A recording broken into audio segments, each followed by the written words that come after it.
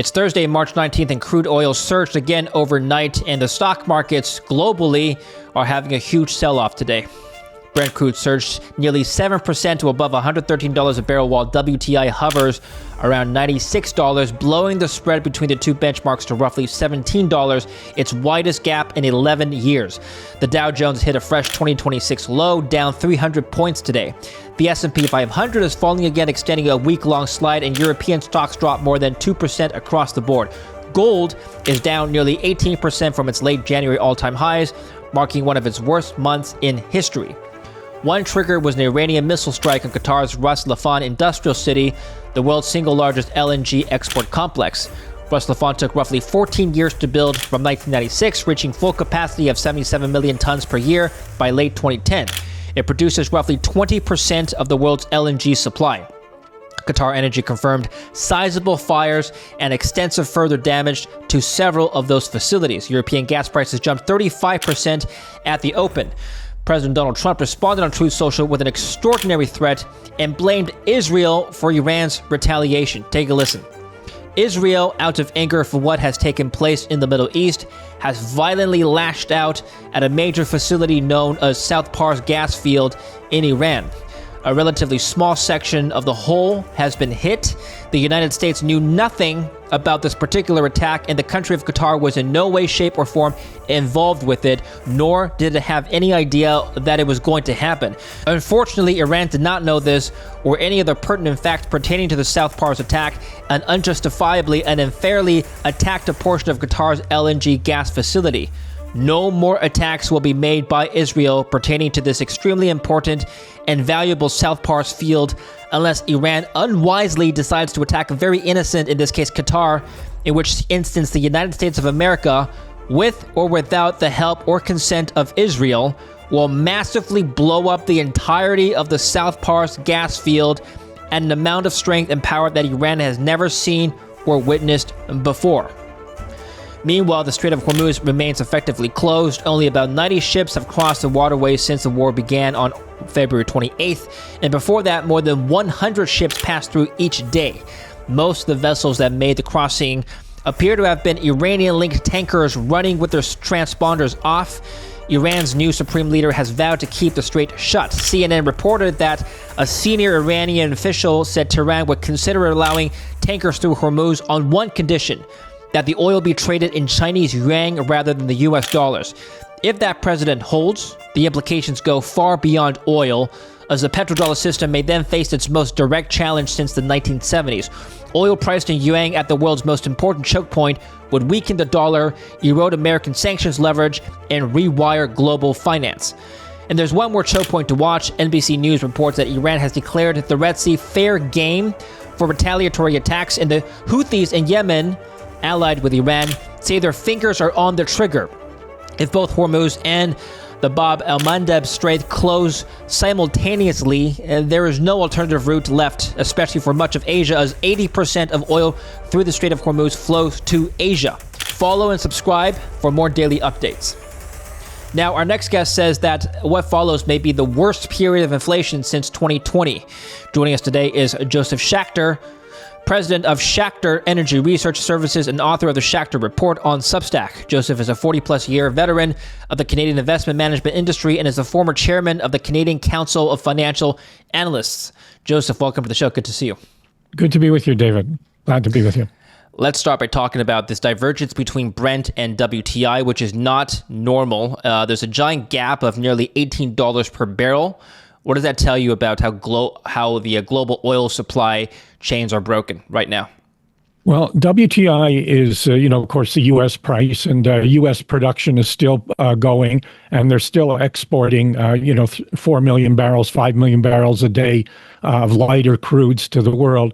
Brent, because a lot of the Middle Eastern crude and European crude is priced off Brent, there's not enough supply of Brent priced crude, so there's a gap in the price. Normally it would be $5. We even saw it, when there was concern that there was a shortage of oil and international buyers were buying up the U.S. exports, we had the price of WTI trade over Brent.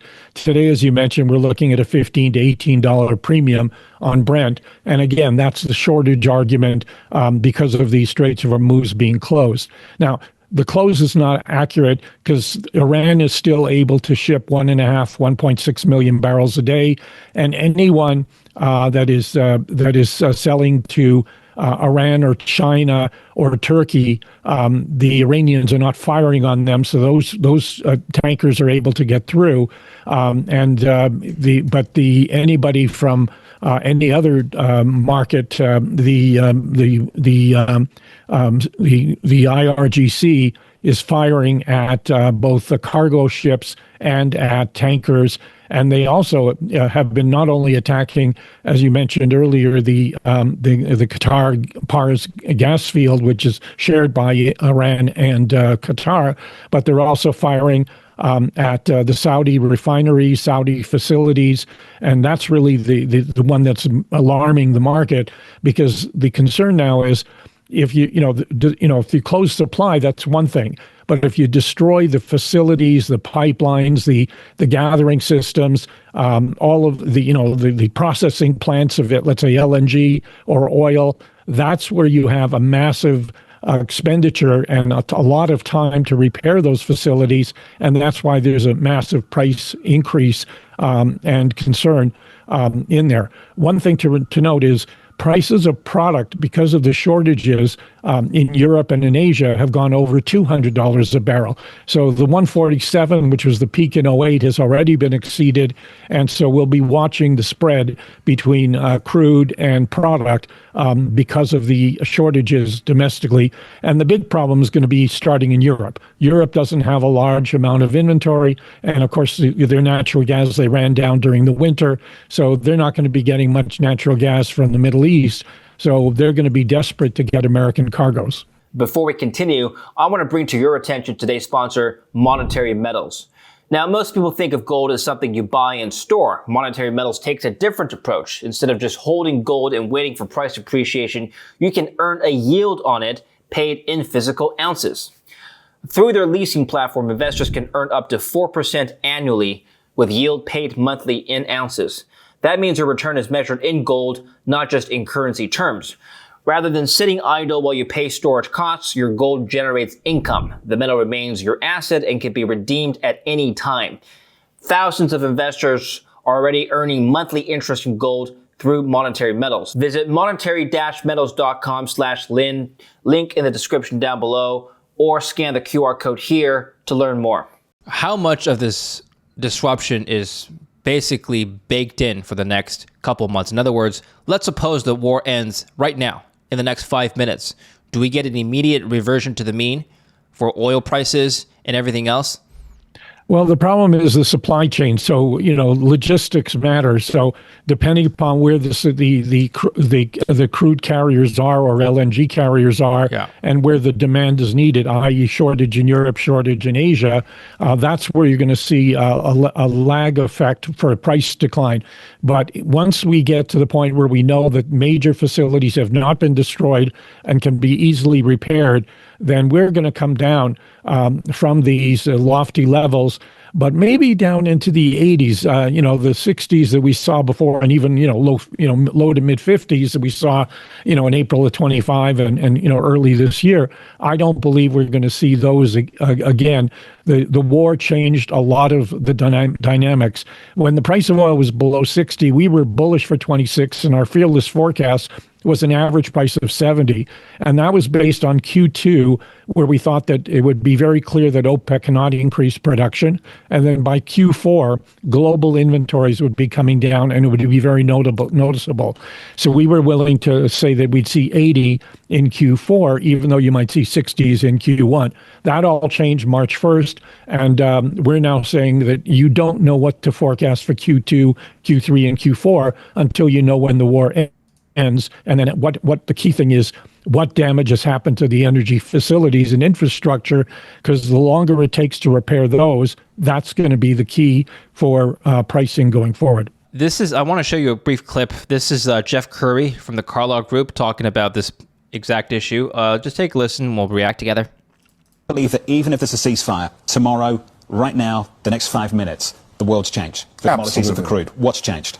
For one, you've disrupted global supply chains. This is not just a disruption of oil. It's gas, it's fertilizers, it's metals, it's petrochemicals, the list goes on. And then you've disrupted supply chains in countries all over the world. The ships are in the wrong places. The insurances have been canceled. You've taken the pressure out of the fields that you've shut in places like Saudi Arabia or Iraq or even in the UAE. The list goes on and on. The damage is going to take months to unwind.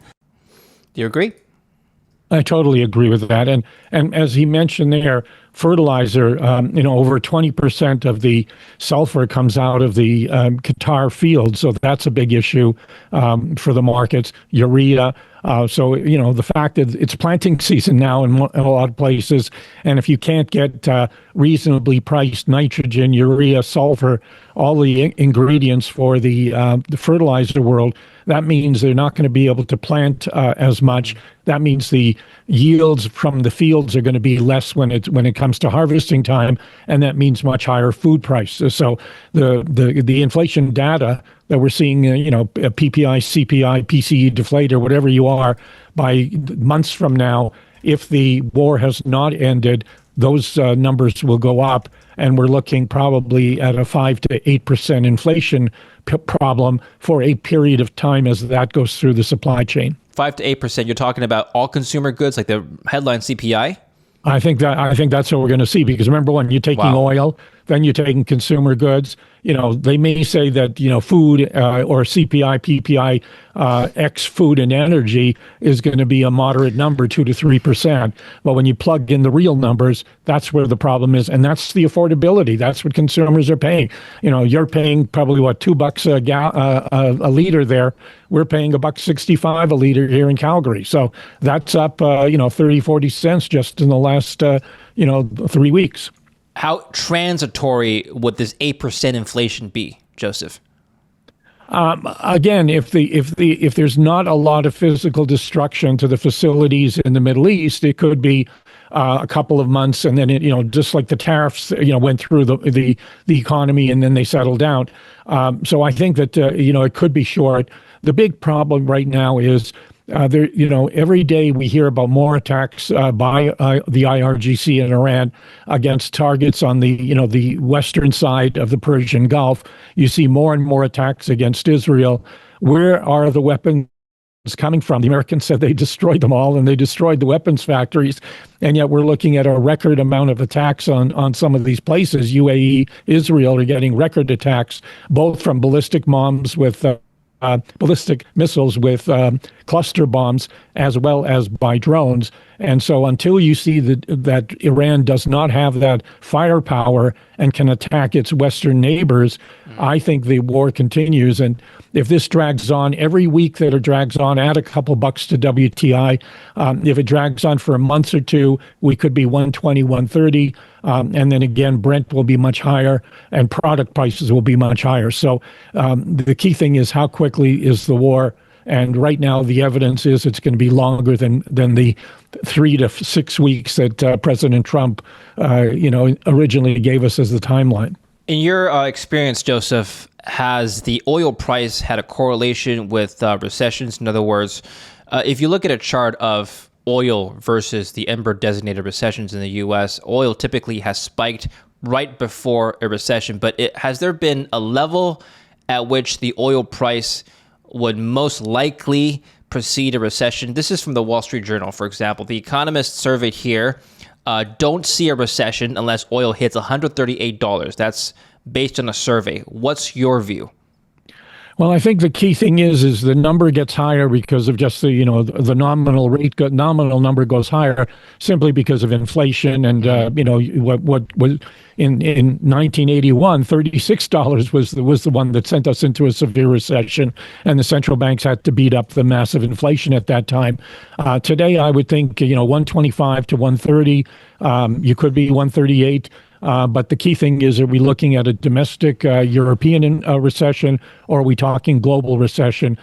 Global recession would definitely probably happen if we saw 138 a barrel on WTI, and then above that, plug in a higher number for Brent. So to me, that report is quite accurate.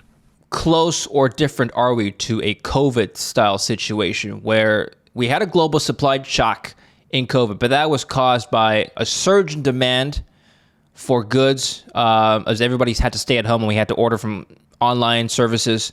But a lot of containers and shipping cargo ships were stuck, as you know.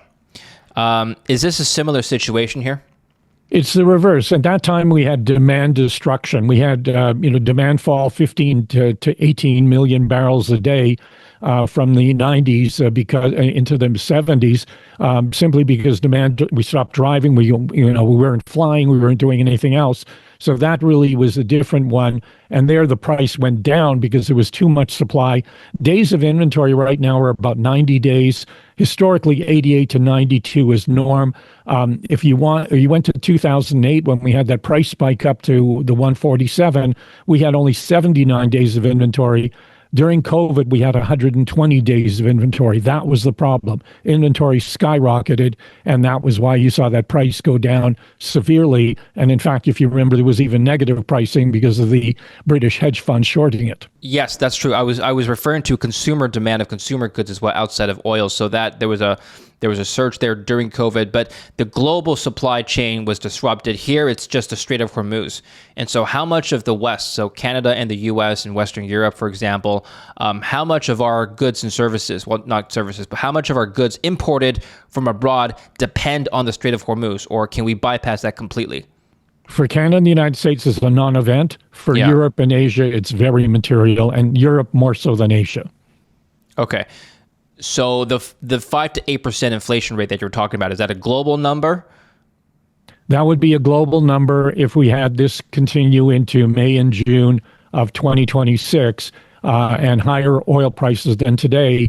Then that would feed into the whole supply chain, be it from the cost of the basic goods, the shipping costs, the insurance costs, the amount, the cost of leasing a tanker now has gone up sixfold. And so all of those things will then go into the price that we see as consumers.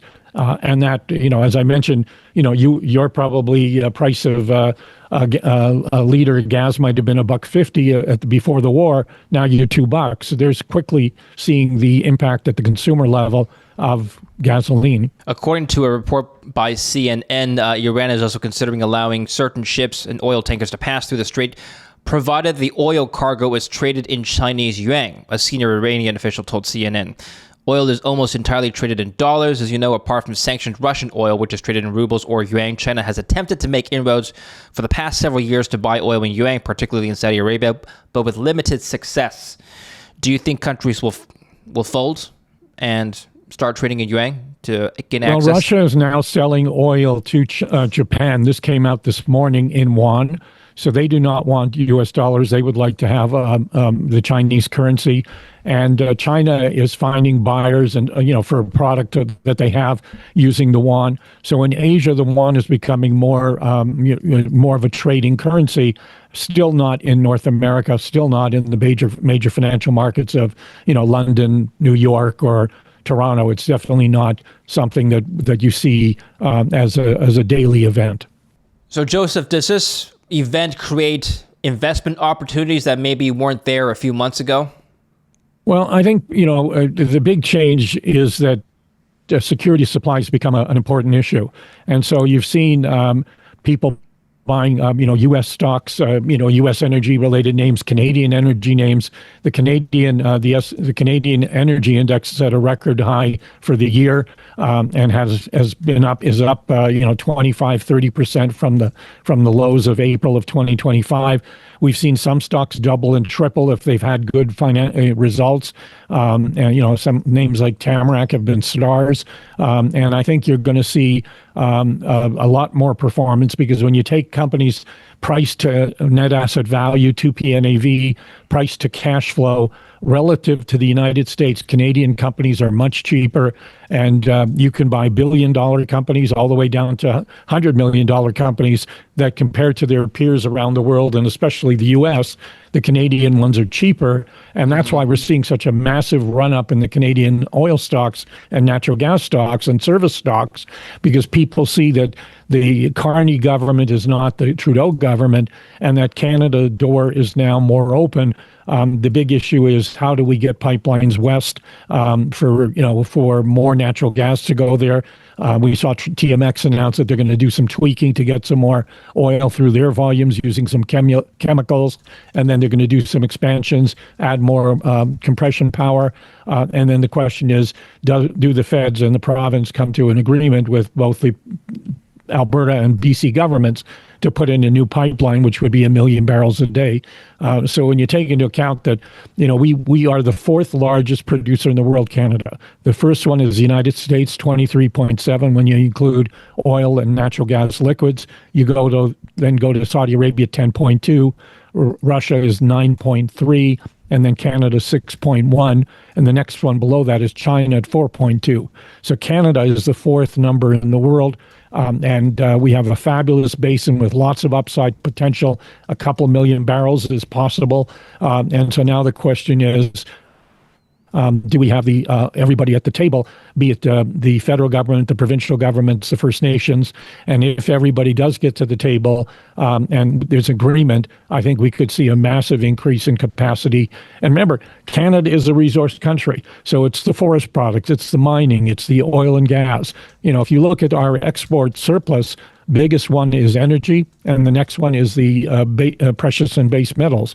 So we are a powerhouse on that, and then forest products is also meaningful. So we need to get back to how we build a bigger pie so we can afford the social services and we can afford, to get our deficits down. And so I think, we have a great opportunity. The question is, are we going to use it, or are we going to say politically, we're not prepared to do that? And I think the trajectory has moved from left wing to centrist now. And let's see if that turns into policy and then approval of projects. Are you surprised at the contagion effect, if you want to call it that, on other assets outside of stocks? So as oil surged, and the certainty around the Middle East grows, stocks sold off, and likewise, gold sold off as well. Gold is having its worst week since the COVID crash. It's down 6.5% today in one day. It was down another 2% yesterday. It's now at $4,500 an ounce. Other assets, Bitcoin's also down. Why are precious metals selling off? Well, I think it's Joseph? A risk-off trade, and we've seen Bitcoin also, risk-off to some extent. The big problem is we have a credit crisis in private debt and private equity. We're also seeing, people's car loans being, delayed, mortgage payments being delayed. So in some ways, you could say we have a bigger credit crisis than we had in 2008. And so the question is, what's the Fed going to do? Interest rates have moved up. We're at 4.3% on the 10-year U.S. Treasury. We were 15, 20 beeps below that just a couple weeks ago. So if we have higher inflation and we see rising long-term interest rates and we see problems, if you remember, a lot of the companies in the private debt area were not allowing redemptions, and a lot of the investors were saying, I want my money back. And so a lot of the paper that they needed to sell was sold at big discounts, and the spread between junk bonds and high-quality bonds has widened. That's one of the big signs for a credit crisis. And so the question is, does that unfold, or is this just a little a blip because of what's going on in the Middle East? I'm more concerned about that issue, the credit crisis, than maybe a lot of people are. And again, remember, the derivatives are a big part of the problem. And so if we do see more of a credit crisis spread, from the subprime loans to private debt to private equity to the junk bonds, that could cause another financial problem. And that added, where you get margin calls if you own equities, and you get a margin call you got to sell what you can sell. You can't, you're not going to sell what you want to sell. You got to go where the liquidity is.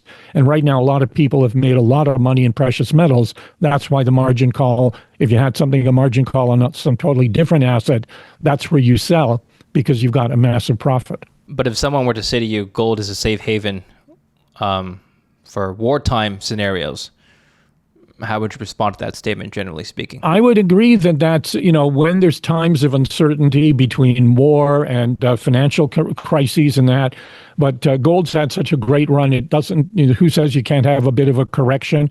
But if you think about the monetary and federal government deficits all around the world and the amount of debt overhang we have around the world, people who call for $10,000 an ounce gold, I don't disagree with them that is possible if we do have a debt crisis and if we have any defaults by any governments where they just say we can't pay them.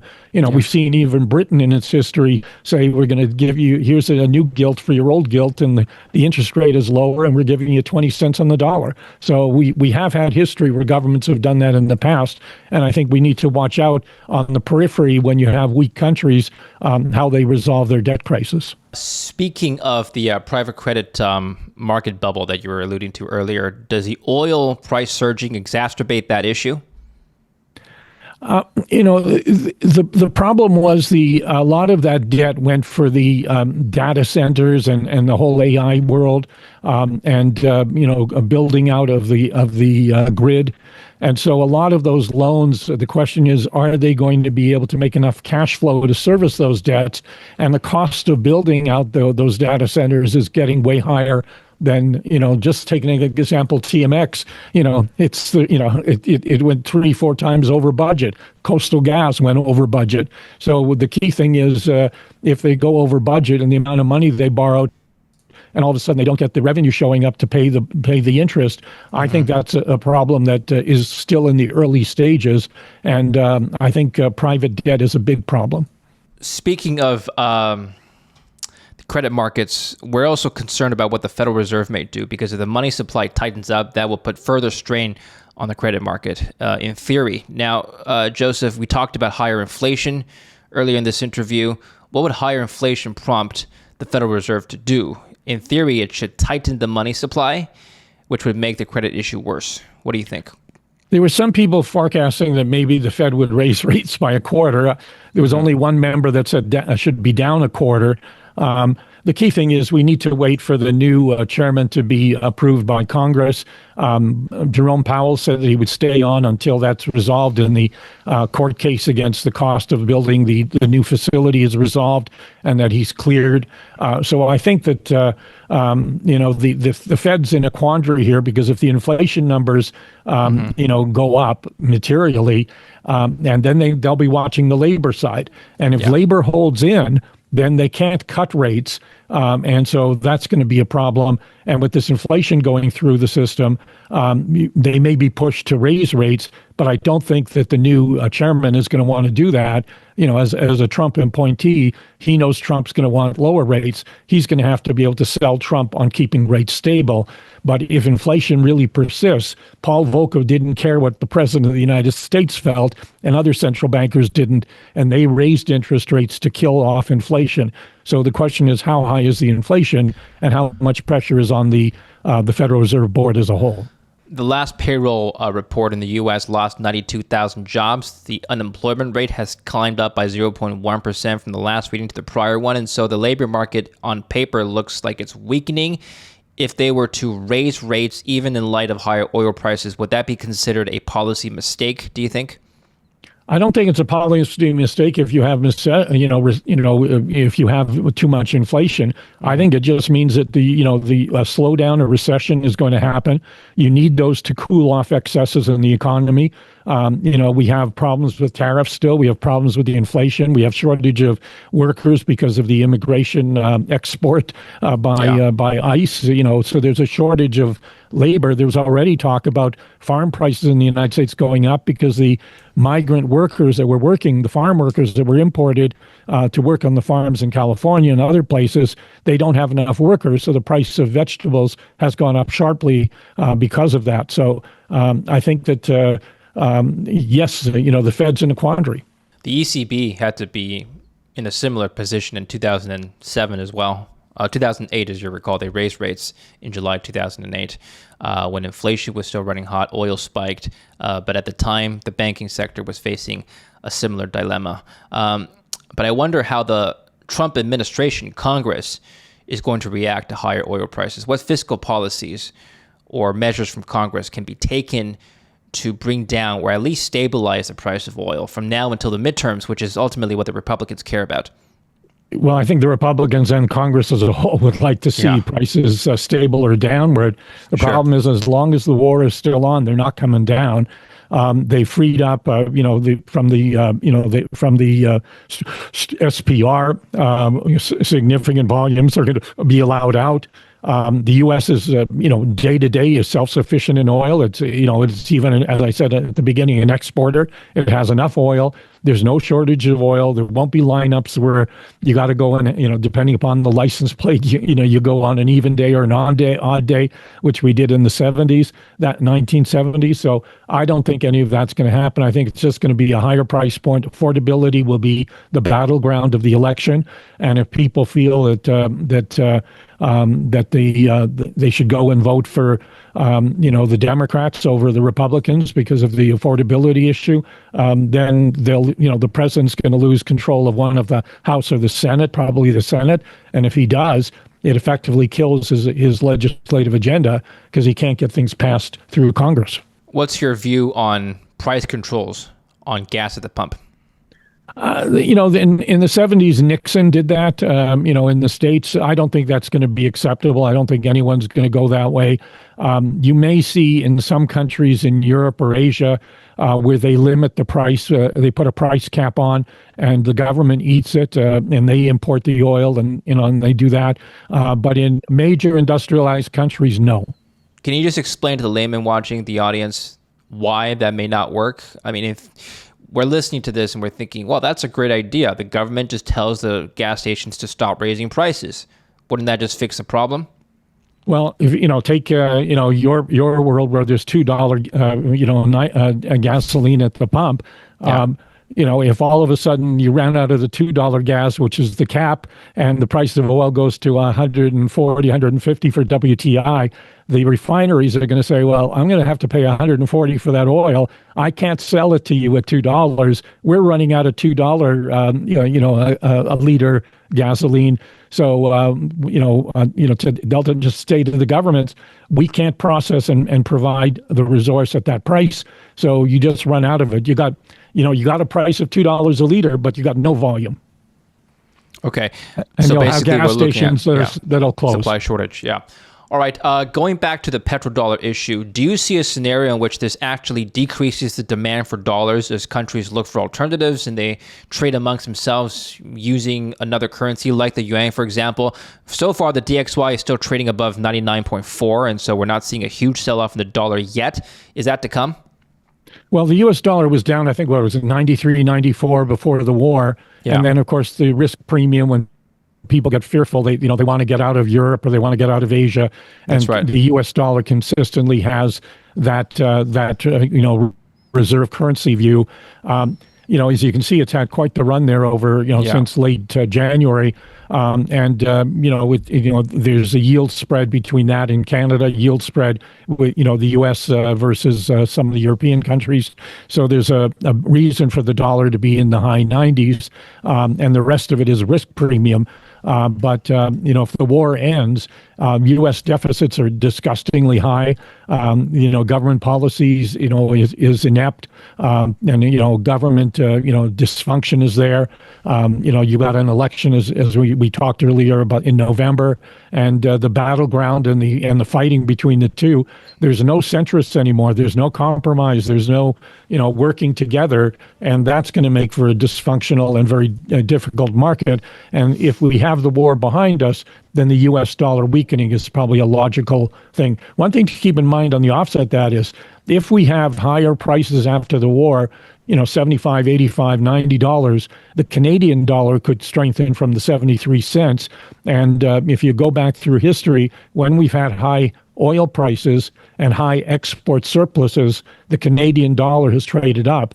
And if we have $80 at the end of this year, we could have a 75 to 78 cent dollar. And if we go to 90 in the next 2 to 3 years for WTI, we could see an 80 to 90 cent Canadian dollar. So the Canadian dollar is a petrocurrency, and it would benefit from the higher prices that we're going to see in the years ahead. Assuming the interest rate differential stays constant, right?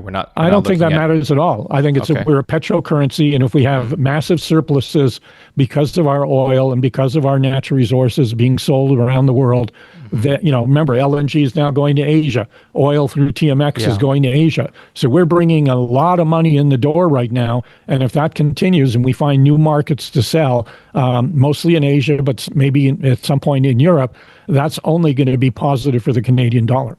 Okay, speaking of LNG, let's take a look at what happened here. So, like we mentioned earlier, the facility in Qatar was struck, accountable for roughly 20% of the global LNG supply. Most of that, similar to oil coming out of the Strait of Hormuz, most of that goes to Asia. According to this article, analysts are predicting Asian spot LNG prices in 2026 to rise from $10 to $14. What does that mean for the average person? Well, your home heating's going to be up, and industrial use of natural gas will cost more. But that 14 is wrong. That number is closer to 20 right now because of the Qatar cutoff. So that's a price from, I don't know how many days ago. And so the big issue is that I think prices are, we're looking at in the 50s and 60s in Europe for LNG pricing, and we're looking in the 20s in Asia, and that number will just go higher as we go, the longer this lasts. And the prices will just go higher and higher. Okay. And at what point would you start to take the reverse of the trade? In other words, at what point would you say to yourself, oil companies have run up enough, it's time to take profits on my oil and gas equities investments? What would prompt you to make that kind of a conclusion here? Well, we've been saying that to our clients for the last week, because we've said that if you bought a position in April of 2025 when they were very cheap and they tripled or quadrupled, then a 4 or 5% position is now a high teens position, or 20% of your portfolio.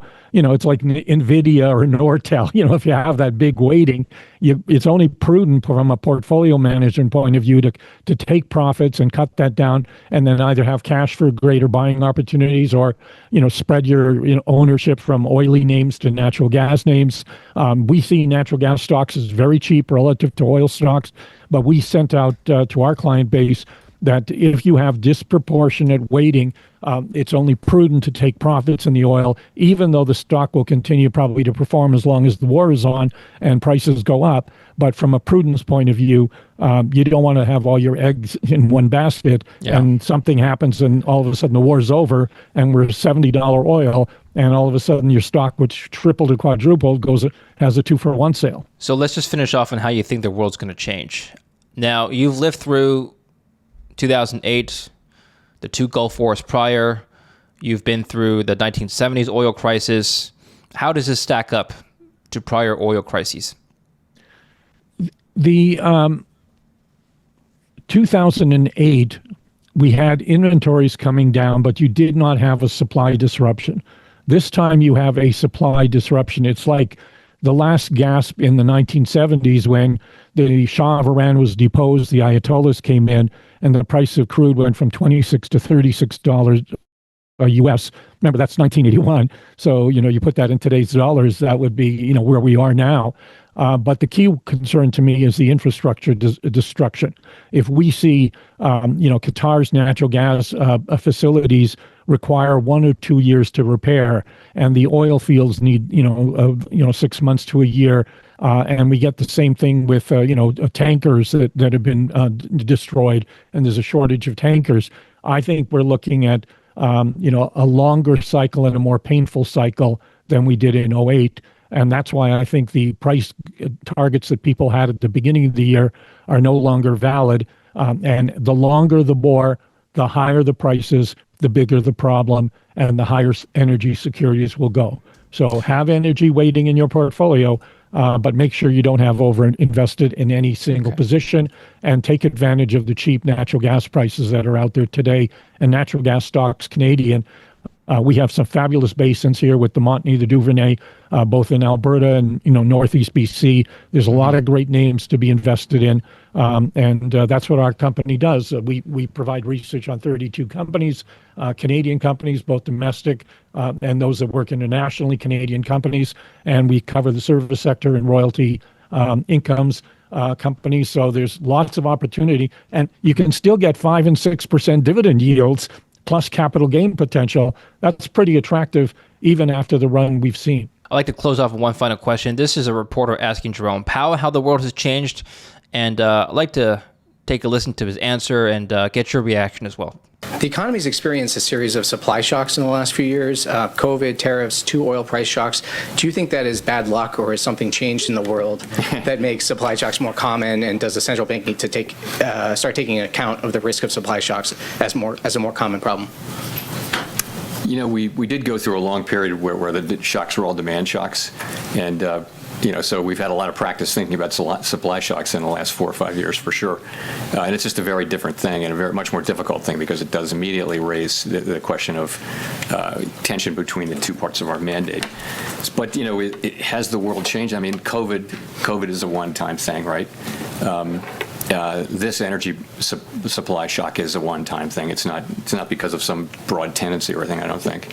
And the oil shock with Ukraine was also a consequence of military action. So I don't know that the world has changed in a way that there'll be more supply shocks. But there's people have written that paper and that speech a number of times. A number of people have tried to make the case that is the case. And in fact, we have seen more supply shocks in the last 5 years than we've seen in many years before that. It's a fact. What's your view? Well, I thought that was very thoughtful of him, and he talked about demand shocks, which was COVID. Supply shocks, really, the only one we really had was in the 1970s when the Shah of Iran was deposed and 4 million barrels a day came off the market. But that was 5% of the number. Today, if you take the 20 million that's having a problem coming out of the Persian Gulf, that's 20% almost of the total consumption right now of 106 million barrels a day. So it's a bigger problem than it was during when the Shah was deposed in Iran and the IRGC and the Ayatollahs came in. So this is a much bigger supply shock, and it's not just oil; it's fertilizer. It's going to be everything, and I think that it's going to go through manufacturing, and there's going to be problems in the technology sector. There's going to be problems in the consumer sector, and prices are going to go up, and the squeeze is going to be on consumers. So the next few months are going to be challenging, but what I would recommend for people is have yourself ownership in resources, be it in the agricultural sector, be it in the mining sector, be it in the energy sector. Mining stocks are getting corrected now, as you mentioned, because of what's going on in gold. When that settles down, you may want to be a buyer there. Forest products, you want to be a buyer. Uranium, you want to be a buyer.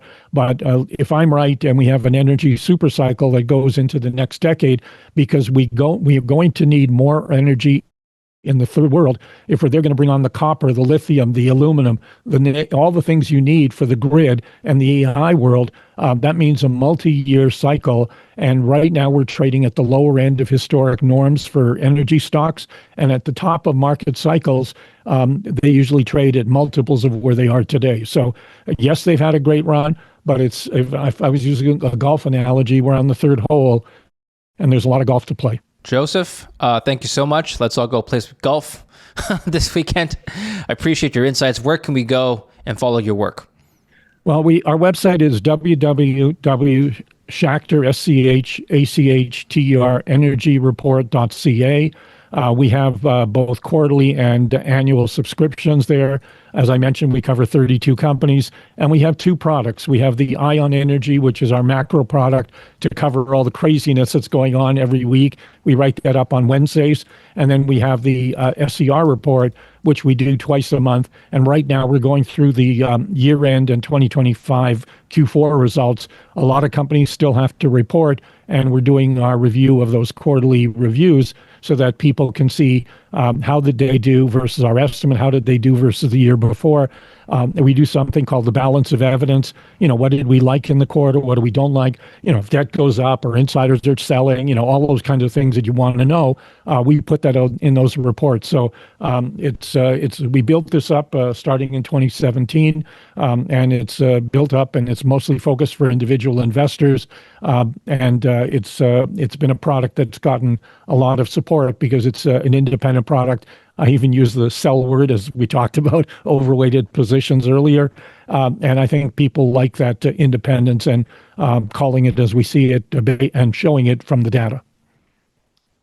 I'm data driven. All right. Well, we'll follow Joseph's data down below, links down below. So make sure to follow his work. Thank you so much, Joseph, for coming on the show. Appreciate it. We'll speak again soon. Thank you very much. Thank you for watching. Don't forget to like and subscribe.